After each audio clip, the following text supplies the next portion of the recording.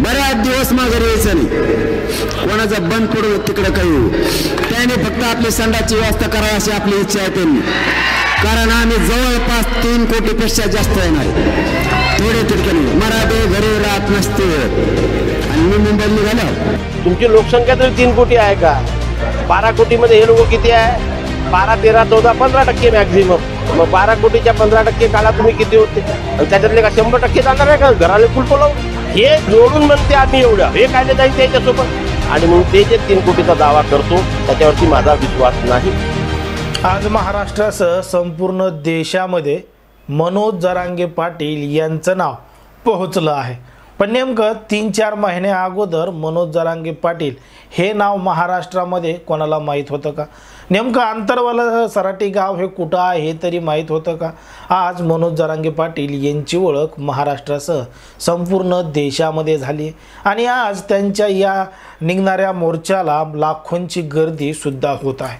आता मनोज जरांगे पाटील यांनी 20 जानेवारीची तारीख सरकारला दिली आहे आणि मुंबईमध्ये मराठे धडकणार आहेत असं सुद्धा सांगितलंय. आता मनोज जरांगे पाटील यांनी 3 कोटी मराठे हे मुंबईमध्ये धडकणार असल्याचं सांगितलंय. त्यावर काही ओबीसींच्या नेत्यांनी टीका सुद्धा केली. हे नेमकं संपूर्ण प्रकरण काय आहे, मराठे किती आहेत हे आपण अगदी सविस्तरपणे पाहणार आहोत. पण जर तुम्ही अजूनही आपलं चॅनल सबस्क्राईब केलं नसेल तर लगेच सबस्क्राईब करून घ्या आणि बाजूला असणाऱ्या बेल नोटिफिकेशनला सुद्धा ऑन करायला विसरू नका. 29 ऑगस्ट 2023 पासून मनोज जरांगे पाटील यांनी जालना जिल्ह्यातील आंतरवाली सराठी या गावामध्ये आमरण उपोषण चालू केलं आणि त्यामध्ये त्यांची मागणी होती की मराठा समाजाला आरक्षण मिळालं पाहिजे. पण मात्र मराठा समाजाला जे आरक्षण मिळणार आहे ते ओबीसीतून मिळालं पाहिजे. कारण की मराठा हा कुणबी आहे आणि कुणबी मराठा एकच आहे. म्हणून उर्वरित ज्या भागामध्ये जे मराठी आहेत ते कुणबी असल्याचा लाभ घेत आहेत. पण मात्र मराठवाड्यामधले जे मराठे आहेत त्यांना कुणबी असल्याचं प्रमाणपत्र मिळत नाही, म्हणून आरक्षणाचा लाभ होत नाही. आता आंतरवाली सराठी इथून आमरण उपोषण याच मुद्द्यावर चालू केलं आणि मग त्या ठिकाणी लाठीचार्ज पोलिसांकडून करण्यात आला. आता त्याच्या पडसाद त्या ठिकाणी आणि त्यासह संपूर्ण राज्यामध्ये उमटले. लाखोंचे मोर्चे निघाले आणि संपूर्ण मराठा समाज हा मनोज जरांगे पाटील यांच्या पाठीमागं ठाम उभा राहिला. बघता बघता संपूर्ण जे राजकीय मंडळी आहे ती मुंबईवरून थेट नकाशावर सुद्धा नसलेलं गाव म्हणजे आंतरवाली सराठी त्या ठिकाणी पोहोचले. एकामागे एक अशा सगळ्या राजकीय नेत्यांनी मनोज जरांगे पाटील यांची भेट घेतली आणि मराठा आरक्षणाला पाठिंबा दर्शवला. आता मनोज जरांगे पाटील यांचं नाव संपूर्ण महाराष्ट्रामध्ये चर्चेला गेलं, गाजू लागलं आणि मग मनोज जरांगे पाटील यांच्याकडं सरकारचं शिष्टमंडळ सुद्धा आलं आणि त्यांच्या मागण्या मान्य करू असे आश्वासनं सुद्धा दिले गेले.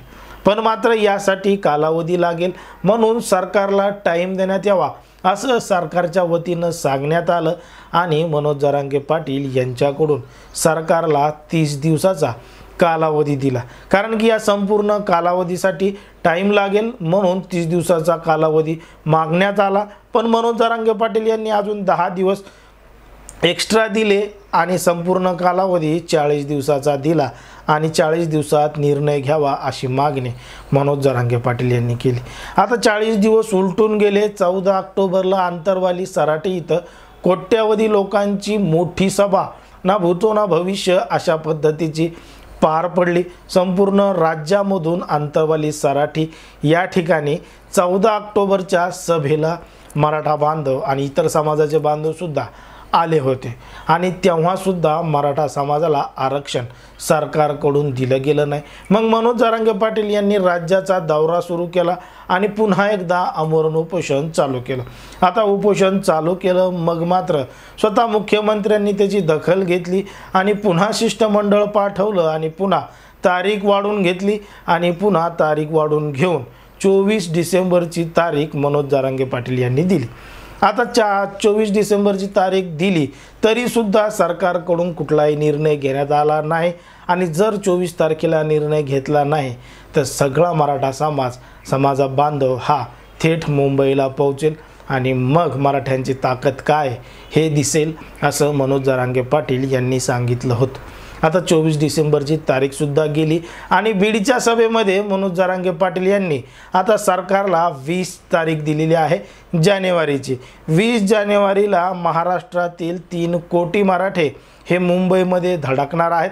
मग सरकारनं किती काही केलं तरीसुद्धा आम्ही थांबले जाणार नाहीत, आरक्षण घेऊनच वापस येणार आहोत, असं मनोज जरांगे पाटील यांनी ठामपणे सांगितलंय आणि त्या पद्धतीची तयारीसुद्धा आता चालू आहे. मनोज जरांगे पाटील यांचं एक शिष्टमंडळ मुंबईमध्ये जाऊन आलं, संपूर्ण सभास्थळाची पाहणीसुद्धा करून आलं आणि राज्यामधला जो मराठा समाज आहे, मराठा बांधव आहे, तो सुद्धा मुंबईला जाण्याची तयारी 20 तारखेची करत आहे. पण मात्र खरंच मुंबईमध्ये 3 कोटी मराठी धडकतील का, असा प्रश्न जे ओबीसीचे नेते आहेत विनोद तायवडे यांना विचारण्यात आला असता ते नेमकं काय म्हणतात बघा हा व्हिडिओ. मी उलटा प्रश्न विचारतो, तुमची लोकसंख्या तरी 3 कोटी आहे का? एकूण लोकसंख्या किती आहे? महाराष्ट्राची 12 कोटी. काय 12 कोटीमध्ये हे लोक किती आहे? 12, 13, 14, 15% मॅक्झिमम. काय मग 12 कोटीच्या 15% काळा तुम्ही किती होते? आणि त्याच्यातले का 100% जाणार आहे का घराला कुलप लावून? बोलताना कुठेतरी आधार पाहिजे असो. ते आता कसे आहे, त्याच्यामध्ये आम्ही 5 कोटी आहो, आम्ही 6 कोटी आहो. कुठून मला सांगा, 12 कोटीपैकी 6 कोटी ते आहेत. आम्ही कुठं गेलो? कुणबी मराठा, कुणबी मराठा, लेवा पाटील, लेवा पाटीदार, लेवा, हे जोडून म्हणते आम्ही एवढं. हे कायले जाईन त्याच्यासोबत? हे ऑलरेडी ओबीसी मध्ये आहे. ज्या जाती ऑलरेडी ओबीसी मध्ये आहे, पण ते समजतात की हे आमच्या मराठा समाजाचा एक भाग आहे. ज्यांना ऑलरेडी ओबीसीचं आरक्षण मिळते ते त्यांच्यासोबत जाणार नाही म्हणजे नाही. आणि मग ते जे 3 कोटीचा दावा करतो त्याच्यावरती माझा विश्वास नाही. ऐकलं विनोद तायवडे काय म्हणतात? विनोद तायवडे म्हणतायत की महाराष्ट्राची जी लोकसंख्या आहे ती आहे 12 कोटी. मग 12 कोटी लोकसंख्येपैकी जर मराठा समाज धरला तर तो ठरतो 10-15%. जर 15% जरी पकडला तर 12 कोटीपैकी 15% हा मराठा समाज असेल. तर त्यामध्ये सुद्धा जे मराठवाड्यातले मराठे आहेत त्यांनाच आरक्षण नाही. इतर जे मराठा समाज आहे ते तर अगोदरच आरक्षण लाभ घेतोय आणि तो समाज मनोज जरांगे पाटील यांच्या पाठीमागं उभा नाही. मग तुम्ही हिशोब लावा की मराठे नेमके किती आहेत आणि किती टक्के आहेत. 3 कोटी मराठे खरंच आहेत का, असा प्रश्न विनोद तायवडे यांनी या ठिकाणी उपस्थित केलेला आहे. आता मराठा किती आहेत, काय आहेत, हे 20 तारखेला आपल्याला मुंबईमध्ये दिसूनच येईल. पण मात्र सध्या राज्यामध्ये मराठा आरक्षणाचा मुद्दा आता जोर धरू लागलाय आणि 20 जानेवारीलाच सगळ्यांना आस लागली आहे की नेमकं काय होईल. सरकार आरक्षण देईल का पुन्हा एकदा तोच लढा चालू राहील, असे विविध प्रश्न या ठिकाणी निर्माण होतात. या संपूर्ण प्रकरणावर तुम्हाला काय वाटतं ते अगदी स्पष्टपणे कमेंटमध्ये सांगा. आणि अशाच पद्धतीचे नवनवीन व्हिडिओ पाहण्यासाठी आपल्या चॅनलला लगेचच सबस्क्राईब करून घ्या.